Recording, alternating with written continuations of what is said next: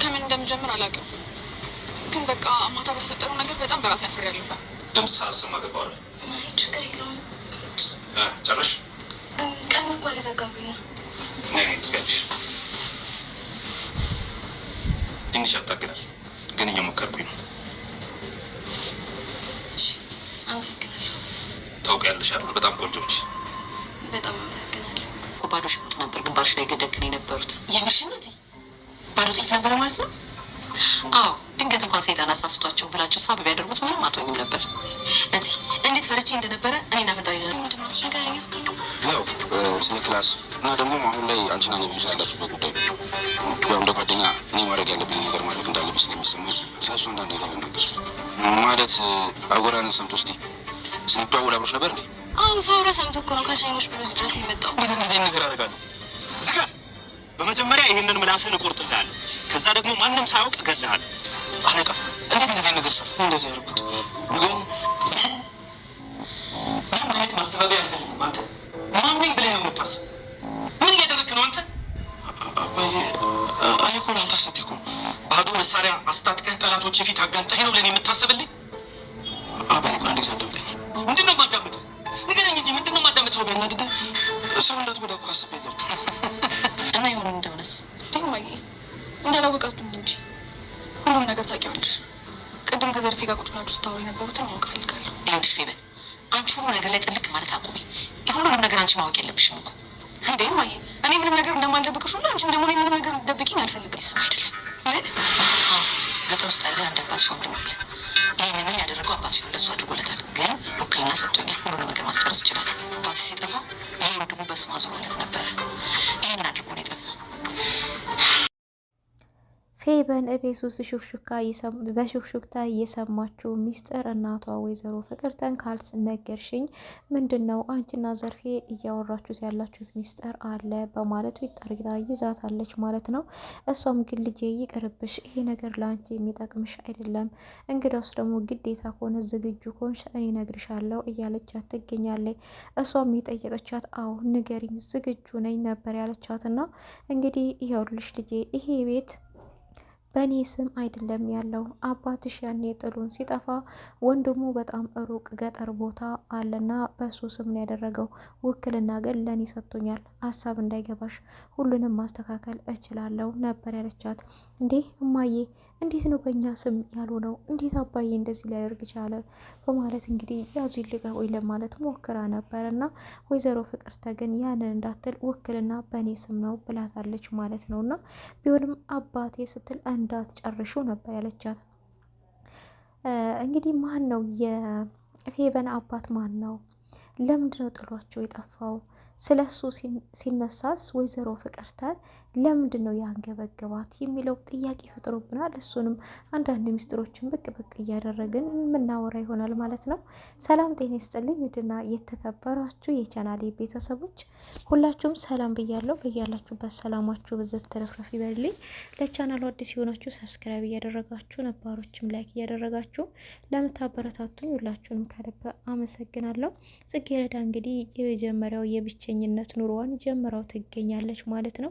ቢሆንም እንግዲህ ፌበን አይሆንም ጽጌረዳ ከዚህ ቤት ወጥተሽ አታቂም፣ ስለዚህ ደግሞ ዝም ብለሽ ወጥተሽ ስትሄጂ ዝም አይልሽም፣ አብሬሽ ሊሄድ ይገባል በማለት እንግዲህ ጽጌረዳ ያረፈችበትን ቦታ ተከትላት ሄዳ አይታለች ማለት ነው። እንግዲህ ዮናስ ጽጌረዳ የተከራየችው ቤት ውስጥ ካሜራ ደብቆ ይገኛል ማለት ነው። ጽጌረዳ ግን ይሄን ምንም የምታውቀው ነገር የለም። አገር ሰላም ብላ እንግዲህ እንደ ማንኛውም ሴት ራሷን ትንከባከባለች፣ ትቀባባለች ምናምንና ያንን ነገር እንግዲህ ስልኩ ላይ አስሮ እያየ ነበረ። ዮናስ እንግዲህ ውዳሴም አብስቷል ማለት ነው ጽጌረዳ ላይ እና እሱም በጣም ቆንጆ ሴት ነች ምናምን እያለ እንደ አንዳንድ ቃላቶችን ጣል ጣል ማድረግ ጀምሯል። ጽጌረዳም ስሯን እንግዲህ ሀብላ ጀምራለች ማለት ነው። እሷ እንግዲህ በዛን ሰዓት ክላሷን በምታስተካክልበት ሰዓት ነበረ ጓደኛዋ የሆነው መኮንን ወደ እሷ ስልክ ደውሎ በአስቸኳይ ላገኘሽ እፈልጋለሁ ጽጌረዳ ይእነ እያላትና እንግዲህ አደዋወሩና አነጋገሩ ላይ በቃ ይህን ስራ እንድታቆም ሊነግራት ወይም ደግሞ በቃ የሆነ ሚስጥር የሚነግራት ነው የሚመስለውና ነገር ግን እሷ እጇ ውሃ ስለነበረው ስልኩን ያነሳላት ዮናስ ነበር አጠገቡ ያለውና ስፒከር ላይ አርግቶት እንግዲህ እሱ የሚለውን ሁሉ እየሰማ ነበረ። ምንም እንደማያውቅ ሰውም ሆኖ ማን ነው የትምህርት ቤት ጓደኛሽ ነው እያለ እየጠየቃት ነበረ። ነገር ግን ጠንቅቆ ያውቃል። አዎ የትምህርት ቤት ጓደኛዬ ነው ነበር ያለችውና አይ በጣም ጥሩ ነው በቃ በማለት እሱ ያለበት ቦታ ድረስ ላደርስሽ። ስለዚህ ጉዳዩ በጣም አስቸኳይ ጉዳይ ይመስላል፣ በጣም አንገብጋቢ ይመስላል አነጋገሩ ላይ። ስለዚህ በእግርሽ አትሄጂም በማለት በመኪና አድርሷት መኮንን እንደማያውቀው ሰው ሆኖ ነበር ያለፈው። ጽጌረዳ እየተሰራባት ያለውን ስራ አላየችም እና እሷም መኮንን ምን ሆነህ ነው በአስቸኳይ እኮ ነው የጠራኸኝ ነበር ያለችው። እሱም እዛ ጋር አምጥቶ እያወረዳት ዮናስ መሆኑ ሲያውቅ በጣም ደንግጧል። ስለዚህ አይ በሰላም ነው አንዳንድ የትምህርት ቤት ጉዳዮችን ላወራሽ ፈልጌ ነው እንጂ ሌላ ምንም የለም ነበር ያለ። እሷም እንዴ በጣም እኮ ነው አወራረህ ላይ ቶሎ ፈልግሻለሁ በአስቸኳይ ስትል እኮ በጣም አስደንግጠህ ነበረ። ዮናስ ራሱ እግርሽማ አትይዝም ጉዳዩ በጣም አንገብጋቢ ጉዳይ ሰው ነው የማይቀር። ስለዚህ እኔ ያደርስሻለሁ ብሎ እኮ በመኪና ይሁን እዚህ ድረስ አውጥቶኝ ሄደው እኮ ዮናስ የሚባለው እሱ ነው ነበር ያለችው። እንዴ ማለት እሱ እየሰማ ነበር እንዴ ነው ያላት። እና አዎ እየሰማ ነበረ፣ ላውድ ላይ አድርጌው ነበረ። አይ በቃ ይሄን ላወራሽ ነው ስለ ትምህርት ቤት ጉዳይ አንዳንድ ነገሮች ላወራሽ ነው እንጂ ምንም አይደለም ነበር ያላትና ነገር ግን ይሄ ሰው ሚስጥር ሊያወጣ ስለሆነ ወይ ምላሱን ቆርጠዋለሁ ወይ እንገለዋለሁ እንጂ እንደዚህ ያለቀውም እያለ ይገኛል እንግዲህ ዮናስ ማለት ነውና መኮንን እንግዲህ በአስቸኳይ እፈልግሃለሁ በማለት አንተ ተልካሻ ልጅቷን ደውለህ በአስቸኳይ እፈልግሻለሁ አንገብጋቢ ጉዳይ ነው ያልካት ሚስጥሩን ልትነግራት ነው ወይስ ምን አባ ልትነግራት ነው? እየሰማው ነበር እያንዳንዱ ነበር ያለው። እሱም እባክህ እኔ ምንም ልነግራት አይደለም እኔ ቶሎ ነው ያልኳት ስለ ነብዩ ጉዳይ ላወራት ነው እንጂ ለሌላ ጉዳይ አይደለም ነበር ያለው። አትዋሸኝ ወይ ምላስን ቆርጣለሁ ወይ ደግሞ ማንም ሳይ እዚሁ ጋር አስቀርሃለሁ። ይሄ ጉዳይ በጣም አስፈላጊ ጉዳይ ነው፣ የትም መውጣት የሌለበት ሚስጥር ነው። እነግራታለሁ ብትል ህይወትህን አታገኛትም ድጋሚ ነበር ያለው። እሱም ኧረ እባክህ እኔ ምንም ልነግራት አይደለም በቃ ስለ ነብዩ ጉዳይ ልነግራት ነው በማለት ነገሮቹን እንግዲህ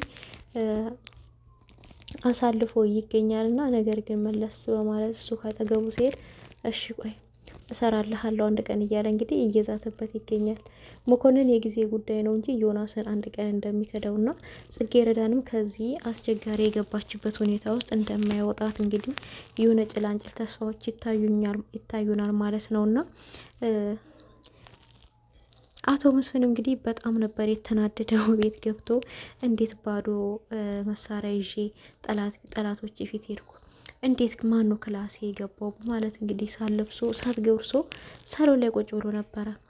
አገር ሰላም ብሎ ምንም እንዳልተፈጠረ ነብዩ ወደ ቤት ሲገባም እንግዲህ ደህና ዋልክ ጋሽ አባዬ ሲለው በጣም በቁጣና በመገላመጥ ነበር ያየው። እሱም አባዬ ምን ነው ፊት ልክ አይደለም በሰላም ነው ነበር ያለውና ምንም ሰላም የለም። ናስቲ የምጠይቅ ጥያቄ አለኝ። ከዚህ ከሽጉጥ ውስጥ መስማን ነው ቀላውን ያወጣው? ማን ነው ክላስ የገባው? እኔ አቀባብዬ አስተካክዬ ያደረኩትን መሳሪያ ጠላቶች ፊት ያዋረደኝ ማን ነው? ማን ነው ለሽንፈት ይዳረገኝ? አንተ ነክ ተናገር። ካንተ ውጪ እኔ ክላስ የሚገባ ሰው ማንም የለም ነበር ያለው። ነብዩ መዋሸት ስላልቻለ እውነትም እዛ ቤት የሚገባ ከሱ ውጪ ሰው ስለሌለ አይ አባዬ እንደዛ አይደለም ትሳሳታለህ እኮ ብዬ ነው። አንተ ስትናደርና ስትቾክል የምታደርገውን አታውቅም። ስለዚህ እንዳትሳሳትና ችግር ውስጥ እንዳትገባ ብዬ ነው እንጂ ያወጣሁት ለሌላ ነገር አስቤ አይደለም ነበር ያለው። ጭራሽ በማለት እንግዲህ በጥፊ ድርግም በመበር ያደርግበት። አንተ ተልካሻ የማትረባ እኔ እኮ በአንተ እድሜ ነው ይህን ሁሉ ንብረት አፍርቼ ዛሬ እንደዚህ እየኖርኩ ያለሁት። እንዴት በጠላቶቼ ፊት ታሳፍረኛለህ? እኔ እኮ መሳሪያ ይዤ የወጣሁት ከጠላቶቼ ጋር ልጋፈጥበት ነው። እንዴት ባዶ መሳሪያ ይዘህ ታስሄደኛለህ?